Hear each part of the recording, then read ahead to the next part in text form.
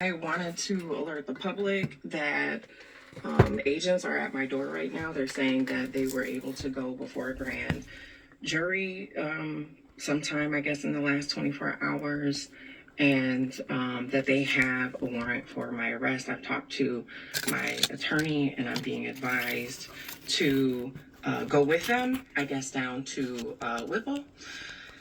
And my children are here. They're impacted by this.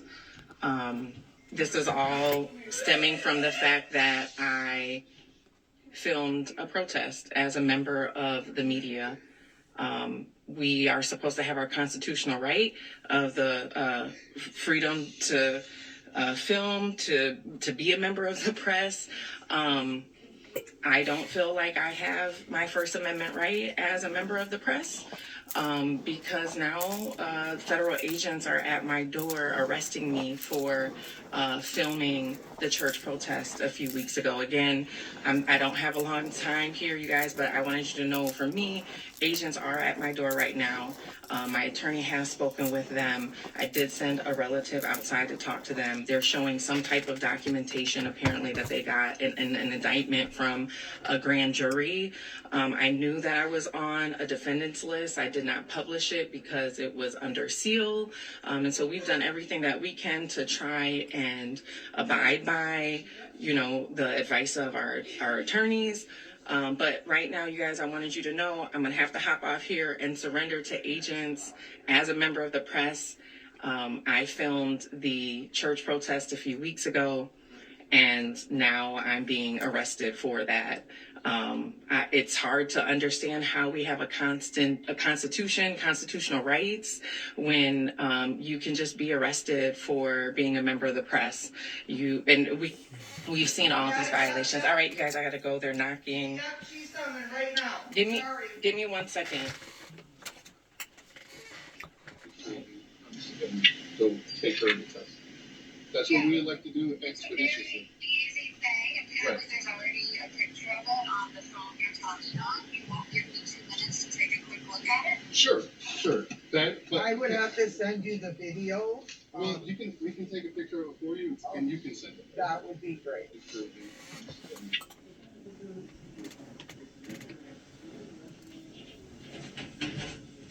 Yes. This is crazy. Okay. It's wrong.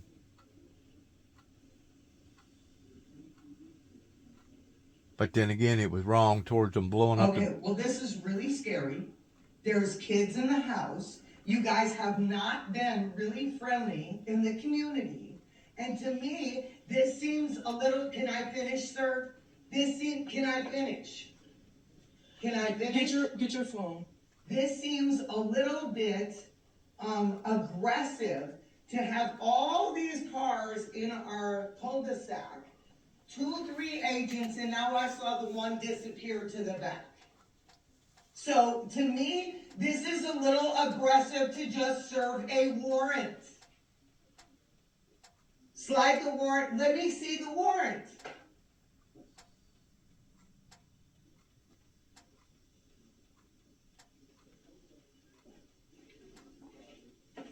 Okay, and that, to me, what I have been told, is not a judicial warrant that has me to have to open the door for you. Brian, your reaction? Wow. I am amazed and impressed by that reporter's experience, by her calm and no-nonsense demeanor. Look, she wanted to literally report on her own arrest and tell her followers and listeners and viewers what the government was doing in real time. She was streaming that on Facebook Live, and that really speaks and testifies to her journalistic instinct. I know many CNN viewers, of course, are very familiar with Don Lemon. They're fans of Don. They might not know who Georgia Ford is. Georgia is a longtime journalist, an Emmy Award winner, a former TV and radio host in the Midwest, now an independent journalist who produces content on Instagram and YouTube and other platforms. She has at least 70,000 followers on Instagram. She has a real core audience in Minnesota that learns about these ICE raids and other actions from her. And when the these federal agents came knocking, her instinct was to report on it and show the viewers what was happening. And I'm grateful we were able to see that and know what it was like for her. Every reaction like this from the government provokes a counter-reaction. And I'm very curious to see how the public will react to a video like that, whether they believe that's an American process, something that looks like America to them. In PEN America this morning, the free speech group says this is part of a, quote, growing pattern of government overreach that threatens press freedom.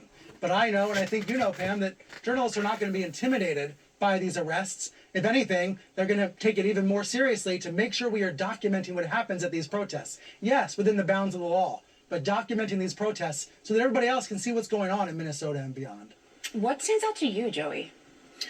I mean, everything stands out to me. What stands out to me is the environment and climate in which we're living. What stands out to me is if factually this is true, that she's simply taping and filming and doing other things associated with being a press member, why an arrest would be warranted. Where's the criminality? What stands out to me is the fact that you had a magistrate say there was nothing to see here. What stands out to me is that you had an appeal by the Justice Department saying the same thing, and then you go to a grand jury. And let's be clear about a grand jury. A grand jury consists of 23 members, a majority. They don't vote guilt or innocence. A majority, right, of the 23, that's 12, determine two things: whether there's reason to believe that a crime was committed and that the subject of that proceeding committed it. However, grand jury proceedings are done by prosecutors. There's nothing from the defense perspective that's in there. There's not a balancing of evidence. So what I'm concerned about is that grand jury process. What information, if this indictment is true, was given to that a grand jury to evaluate? How were they instructed as to the law that they were to consider? Were any fabrications given to the grand jury? Because I would refuse to believe in 2025 in the United States of America, if a grand jury simply knew and was given information about a journalist at a protest involving a church, that they would be indicted for engaging in illegality associated with the FACE Act, which has to do with freedom access of clinics, right?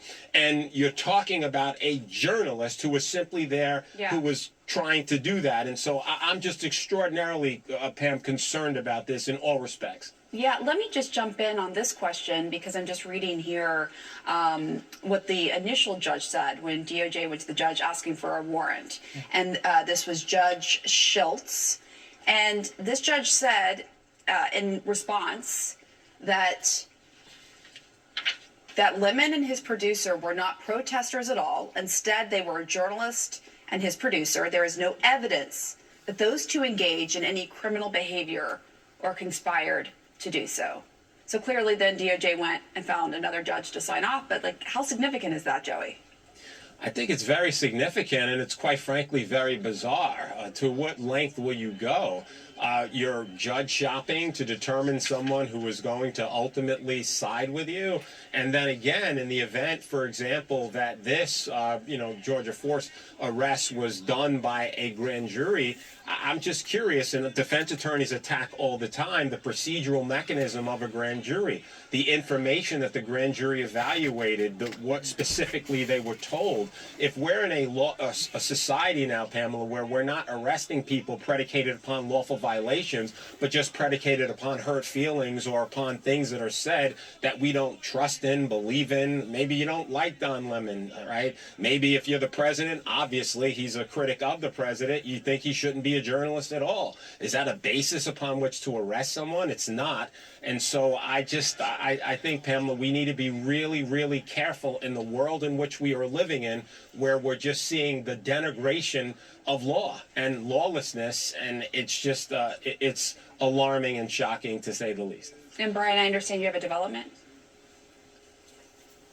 FBI Director Kash Patel just tweeted about these arrests, repeating some of what Attorney General Pam Bondi said. Patel saying, early this morning, the FBI and our partners arrested 4 individuals in connection with the coordinated targeting of City's church in Minneapolis. I think that language is really key here. The government's going to portray this as an attack against the church, a coordinated targeting of that church. They're going to argue, it seems, that Lemon and Fort knew in advance what was going to happen, and they were there as part of the coordinated attack. At least that's the public language. We'll see what's in the actual legal court filings. But notably from Patel and from Bondi, there's this argument about coordination.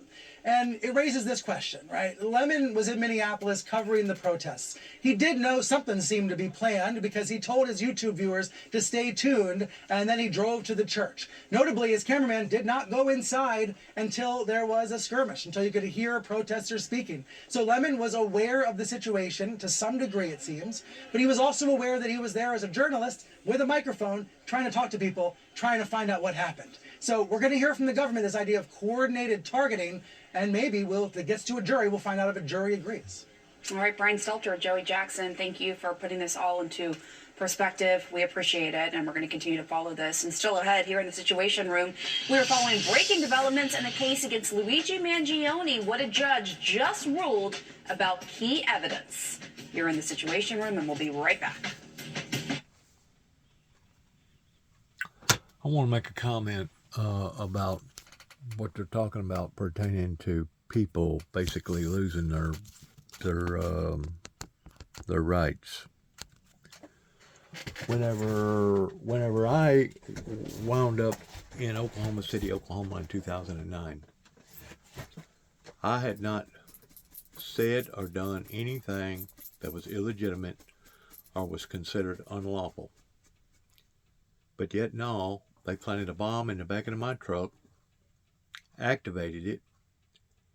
Whenever the journalists come in on top of me that morning, probably about 6, 7 o'clock that morning, I explained to them the situation, that there was people in cemeteries pertaining to those that got killed with the Oklahoma bombing, that their blood was crying out pertaining to not seeing true justice regarding the truth, the whole truth, being told to not only the victims and the families of the victims, but basically the world.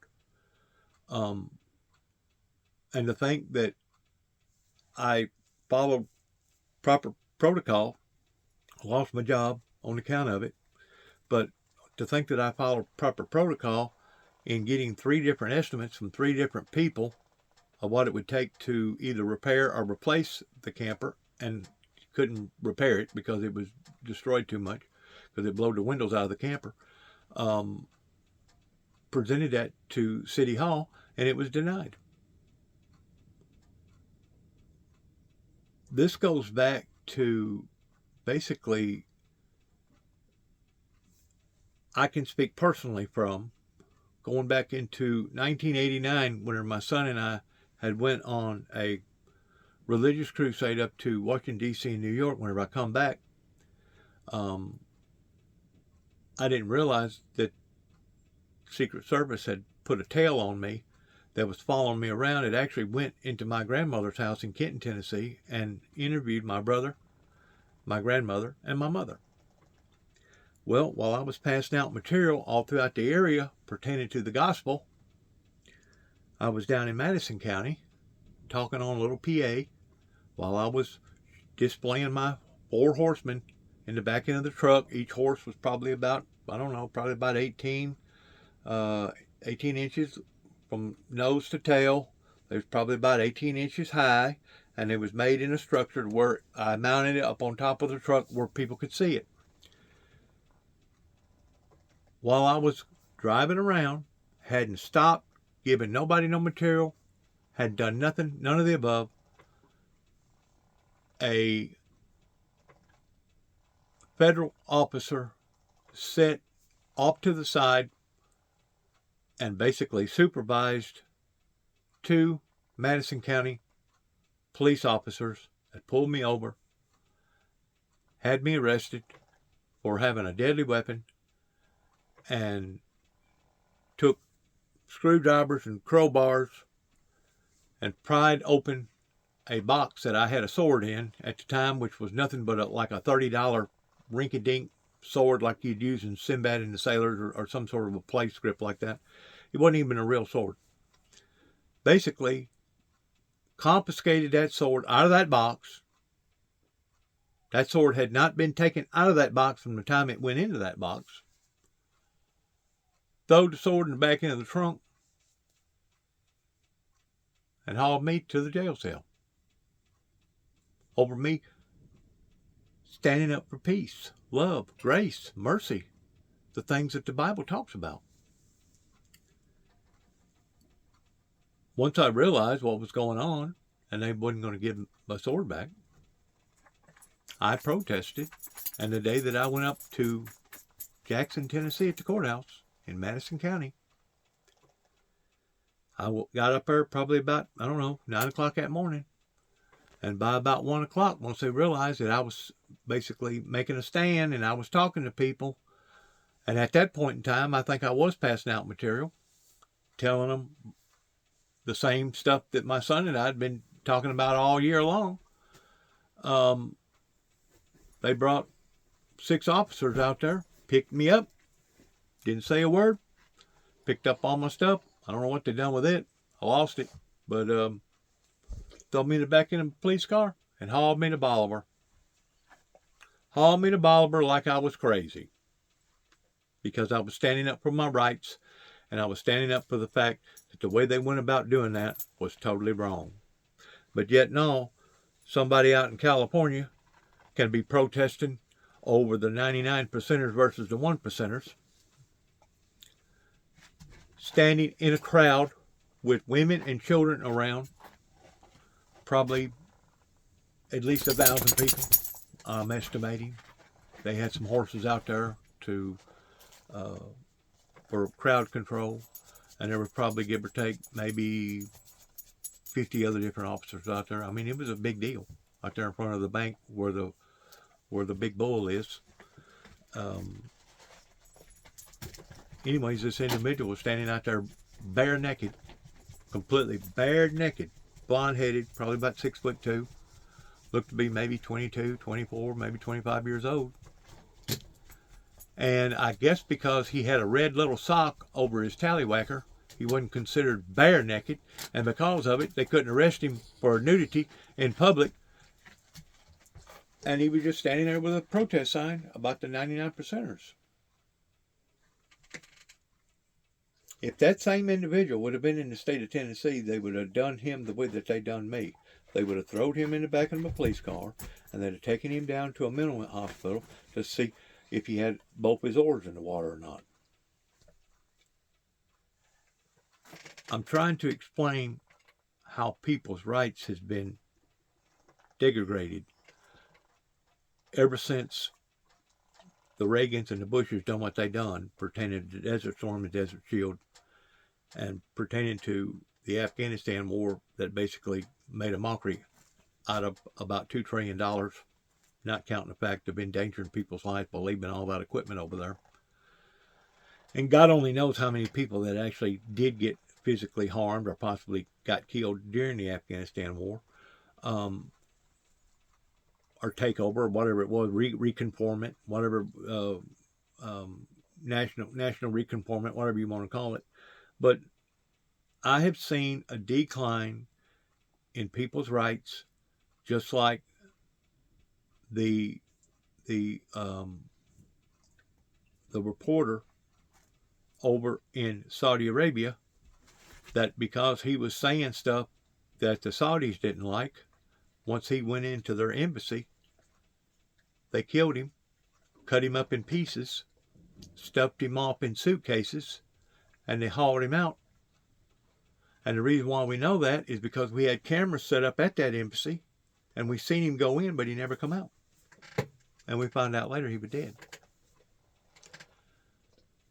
If I did not go into that problem in asking so many questions about the Oklahoma bombing, as well as being down at Mount Carmel, Waco, Texas, doing basically an interview down there, a 3-day interview down there with a bunch of people. If I didn't do that off of the pretenses of me being an independent investigating journalist, people, I don't think, would have understood while I was out there snooping around to begin with. But I got this to say.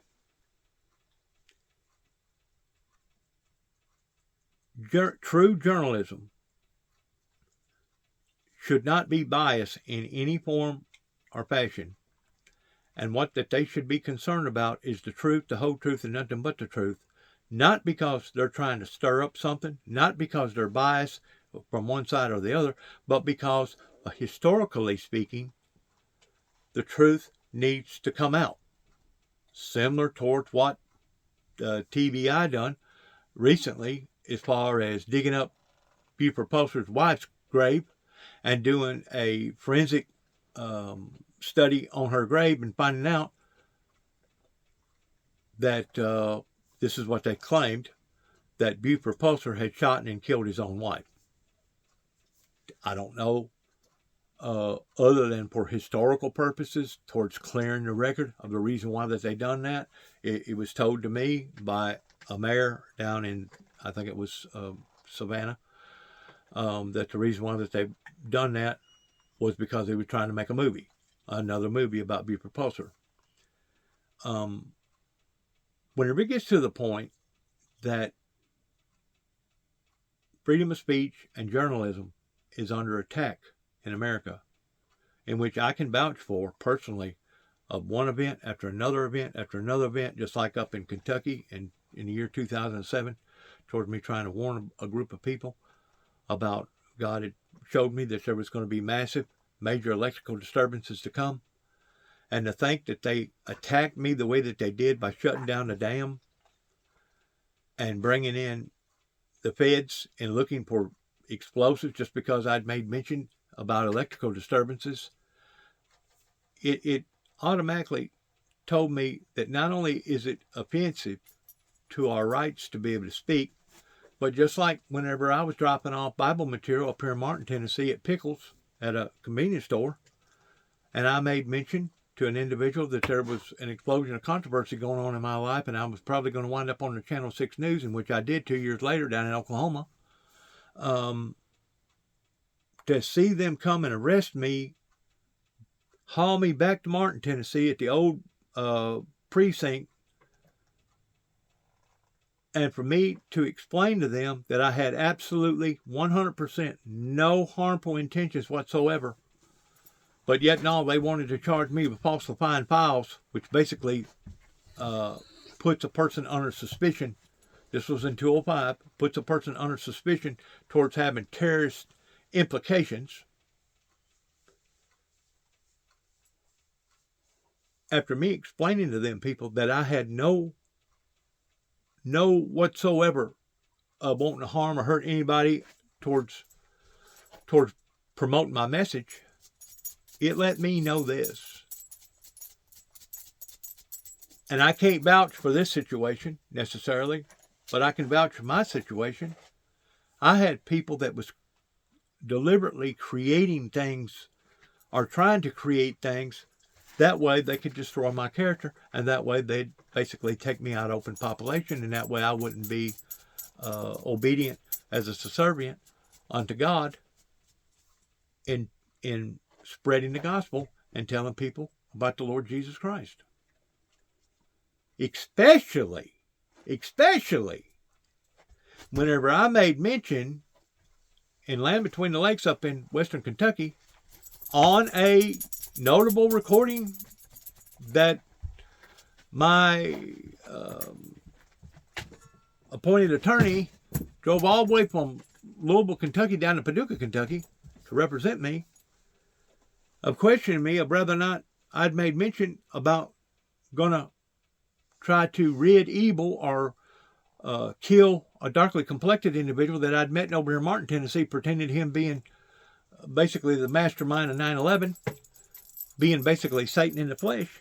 To think that they was so far out in left field with their charges, but yet no, somebody like Dick Cheney was using the very same type of reasoning of the reason why that we went to war with Desert Storm and Desert Shield, pretending to Saddam Hussein, which was to what? Which was to eradicate the axis of evil and try to bring stability and stableness to that region. Eradicate the axis of evil. You don't have to be too educated to identify that Satan has always represented evil, bad, rapes, murders, lying, stealing, basically breaking the commandments of God, versus the Lord Jesus Christ that represents the things of good. And to think that they took 6 months out of my life towards me having to go to downtown Chicago to MCC and being studied by Dr. Dana, to think that they was willing to do that tells me how upside down that our laws are right now.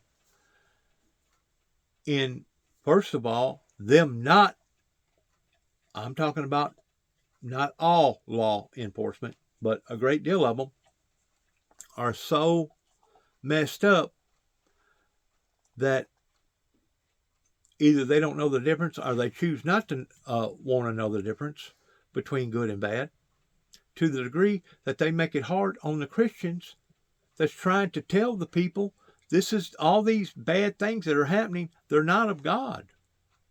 They're the devil. It says in the Bible that Satan's out to kill, steal, and destroy. He's the author of confusion.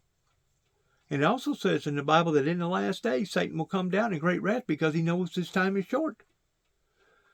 These humongous bad events that continues to keep happening to the world, regardless whether it's happening by the government, regardless whether it's happening by forces of nature, regardless whether it's happening by the forces of humanity, these are all acts coming from evil. Any pain, any suffering, any disease, anything that's not of good is of the devil, Satan.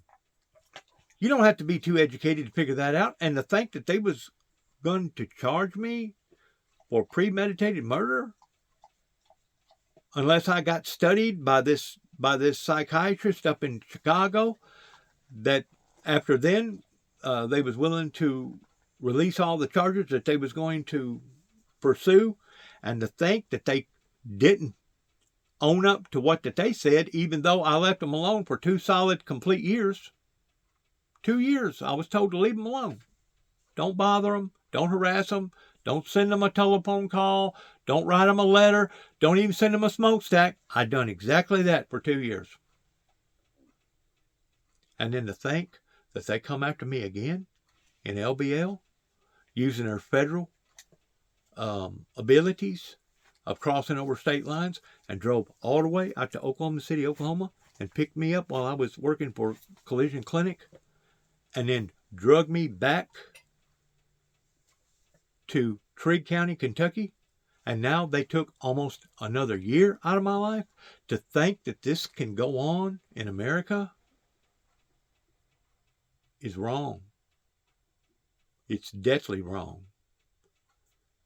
And to think that we have basically turned our heads of a journalist that got assassinated, knowing that he got killed in their embassy in, I think it's Dubai or wherever it is, in Saudi Arabia, is a disgrace. It's an absolute disgrace. And if what they're talking about is true, pertaining to the woman and the man basically going in and being a journalist, regardless whether it's independent journalism or their work. I just got to hearing that she's a known journalist and she's received awards. To think that they're arresting her because of this is wrong. We're seeing a lot of things happening right now that are coming to the surface that I guess it's argumental, pertaining to social media and all these telephones having recording systems on them now. But if it wasn't for social media, if it wasn't for these devices that has all these recording devices on them, people would still be getting run over. They would still be getting abused. They would still be getting bullied. They would still be getting all their rights violated, even though people such as myself, my father fought in World War II. I've got other people that fought in various wars, World War I.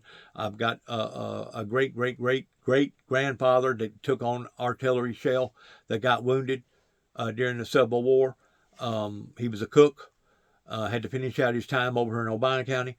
To think of the sacrifices that's been made for our freedoms, for our Constitution, is a disgrace to the American Constitution. It's a disgrace. I've never seen so much trash, so much garbage being basically put out to good, sound-minded American people, sovereign citizens of America, that are being abused to this day. It's sad. I just wanted to say that for the record. It's sad. Want you get back.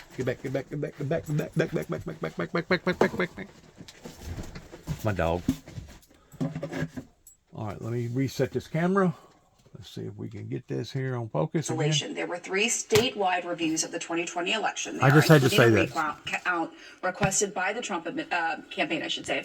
Jack, I'll let you out in a minute. Joe Biden won. It's going to be cold out there, though. What do you think is going on here in Fulton County? Well, you're exactly right. We know exactly what happened in Georgia and nationwide in 2020. In Georgia specifically, they had paper ballots throughout the state, as the entire nation did, with the exception of Louisiana. 98% of all voters voted on paper.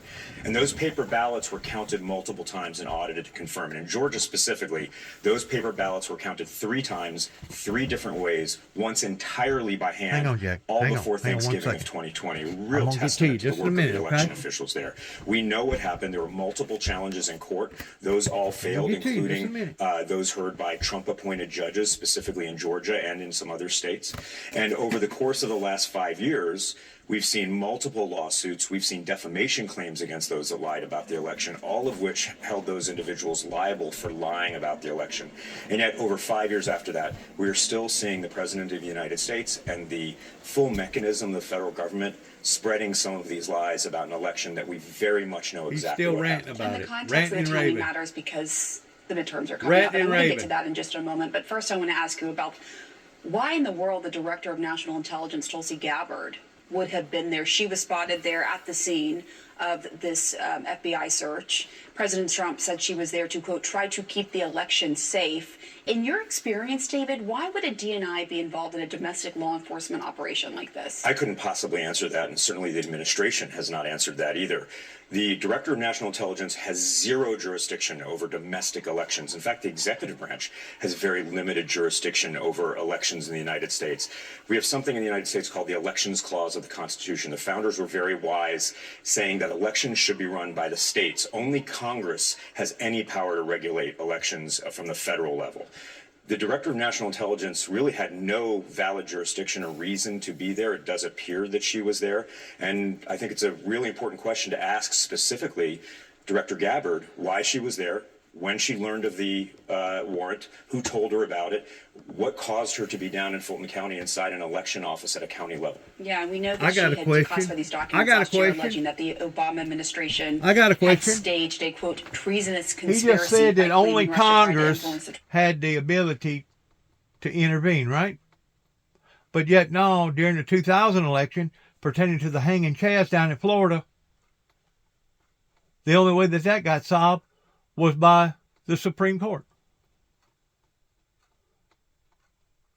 Do they just pick and choose towards who they're going to put in power and who they're not going to put in power? Because really and truly, I think that election was rigged.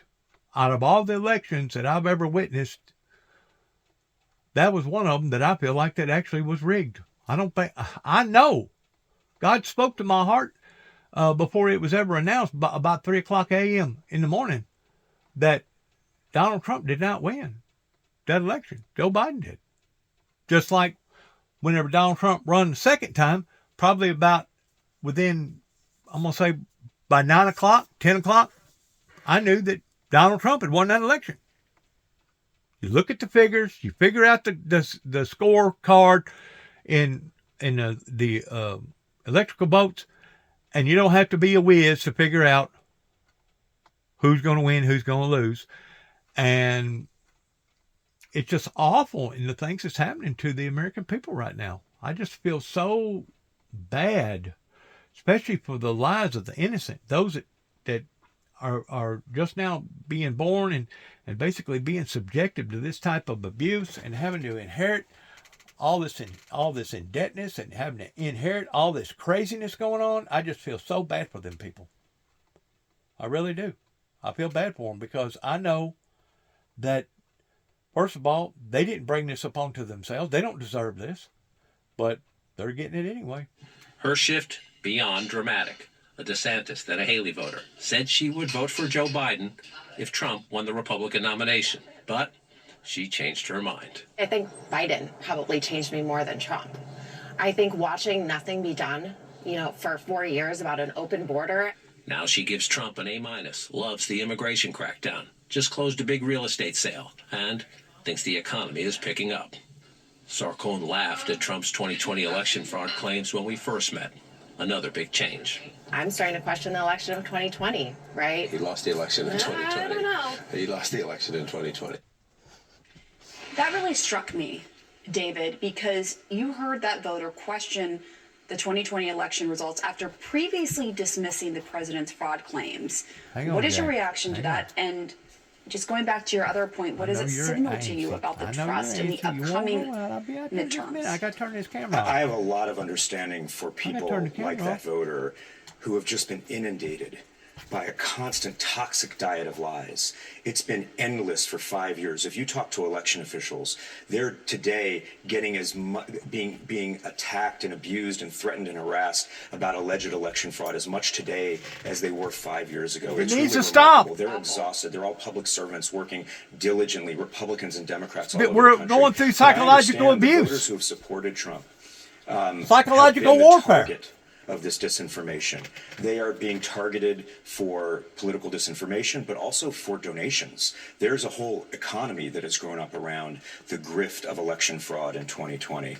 And it's understandable because elections are very esoteric. I mean, I do this for a living, but most people only think about elections when they happen, maybe once every 2 or 4 years. And to understand all of the checks and balances and redundancies that prevent any kind of massive election fraud from affecting the outcome, it's not something that's intuitive. The best thing people can do out there, if they have any doubts about our election system and the hundreds of thousands of public servants that run that system, is to volunteer to be a poll worker. They will see those checks and balances, those redundancies, how nothing is ever done by one person. It's always observed by multiple people. The transparency that exists where the parties and the campaigns and the candidates review everything. That's how we know Georgia was correctly counted in 2020 and in 2024 when President Trump legitimately won that state.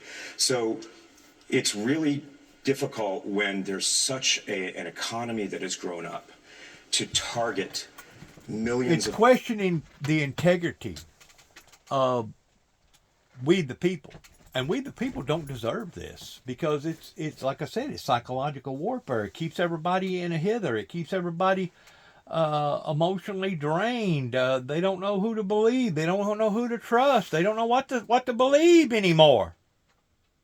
It's wrong. What we're dealing with today in America is wrong. What I've had to deal with is wrong for the past few, years and years of going through this type of abuse through Homeland Security, Secret Service, and then seeing what they've done up here in the land between the lakes and seeing what they've done up here in Oklahoma City, Oklahoma. And, I mean, right here in Weakley County, I mean, the way that they basically just let my brother and I be out on a limb and wasn't willing to stand in our corner knowing that we were being agitated and aggravated on a day-to-day level by being tormented down here because of anti-Semitism, because of the way that these people felt. And now it's all come back home to them of realizing that my message has always been a message of love, grace, and peace. But they didn't want love. They didn't want grace. They didn't want peace. Now they claim that they want peace, but their type of peace is a deformed peace. It's a perverted peace, just like their love. They think that having sex is love. They think that dating is love. They think that having a relationship on Facebook or social media is love, and it's not. Love, true love, is sacrificial. And it don't have to be agape love to be sacrificial. Sacrificial love does not have to be agape, godly love. But true love is sacrificial. If it's true love. And if a person that knows anything at all about my particular life don't understand and can't identify the sacrifices that I've made in the past 30 plus years, over half of my life, being tormented, being put in this predicament, being put in that predicament, being put in other different predicaments throughout my life, if they can't identify the sacrifices that I've made, well then they don't care. They either don't care or they're so blinded that they can't see the trees for the forest to begin with. So, whenever it comes to seeing what the people right now are having to be exposed to on a day-to-day level, it's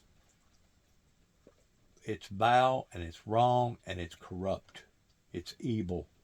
It's evil coming out in the fullest, pertaining to seeing Satan, the wrath of Satan with all this confusion and all this other stuff going on. I'm going to basically end this right now here pertaining to what's been said pertaining to this court deal and arresting people that's journalists or killing journalists. Like I said, I went out to Mount Carmel, Waco, Texas. I went over to Oklahoma to do my own investigating, independent journalist investigating. And I understand that I made a lot of people upset. I made them mad because, by and large, they get upset whenever people come and investigate the investigators. They don't like that. But whenever they had such of a rank smell pertaining to them not telling the whole truth regarding the Oklahoma bombing, and then somebody like me comes in and opens their eyes, and now they've finally changed their story in identifying that there had to have been more than just a Ryder truck filled full of cow manure that killed that many people that day. They're now starting to sing a different song and dance pertaining to the Oklahoma bombing. Well, now, since we're identifying what really happened with Mount Carmel, Waco, Texas, I've never sympathized with Timothy McVeigh pertaining to what he done with the Ryder truck, because he was basically taking the law into his own hands. But if investigators, regardless whether it was journalist investigators or state investigators or detectives, if they would have told the truth, the whole truth about the Mount Carmel, Waco, Texas deal, I feel like that could have been avoided, because that was basically what motivated Timothy McVeigh in doing what he done to Oklahoma, because it was Oklahoma. It was the headquarters pertaining to the federal agency of ATF and FBI basically had restationed itself in Oklahoma to get away from the high drama, the media, and I just feel like that whole ordeal that happened in Oklahoma could have been avoided if our government and our government agencies would have done the proper thing in telling the truth, the whole truth, and nothing but the truth, that now we're finding out. Well, there was more to it pertaining to the way that they entrapped them. They could have arrested David Koresh down there at any given time, but they didn't want to do that independently for whatever reason. They wanted to make a big showboat out of it, make a big bang out of it. And even after the supervisor that was supervising the bus realized that he had been had, pretending to him laying wait and waiting for him to come in there and raiding him, he still pursued it anyways. And the whole thing blowed up in their faces. Just like the whole thing blowed up in their faces pertaining to Ruby Ridge. Just like the whole thing blowed up in their faces pertaining to what went on down here in Atlanta, pertaining to a bombing that took place, I think it was during the Olympics, that they had went after the wrong person. Basically destroyed that individual's life too. Mistakes get made. I don't care how strong, how powerful, and might does not always mean right. I do want to verify that. Might does not always verify towards it being right. Just because you're this or you're that doesn't necessarily mean that you've caught on to the whole picture. You may have been misled. You may have only known part of the truth and not the whole truth. That's the reason why investigating journalists is so incredibly important, because it helps to confirm, historically speaking, history. It confirms it. And that will be a much more orderly process. And so that's just some of the things, that I've asked for, and I think other members of my conference have asked for, to kind of have a course correction, and then something that I think most Americans can support. I think most Americans support, again, what I've said, but then when they go beyond that, that's where the rub comes in, and I think we need to resolve that and do the things that Americans are supporting, while at the same time trying to keep our prices down, and at the same time really be fair with some people that have been here for a while. Now, that does not mean that there's a path to citizenship for those folks. They should not get in front of the line of anybody who's trying to get here the legal way. That's right. And I think that's also something that some of the folks on my side of the aisle said, we can't have amnesty. I'm not asking for amnesty. I'm just saying we just need to find a better way. Yeah. Absolutely. All right, I'm gonna play this sound from And I've been Secretary saying Nuland, that what she from said day during this one, interview last that night it about was her going to cause response major to the fatal problems, shooting of Alex even Craig. before Donald Trump ever got elected the second time, of what it was going to basically do. It was going to create an abscess to our great nation. And once more, the people in this nation don't deserve to go through this. God bless America. God bless our troops. And good luck to all of us. Shalom.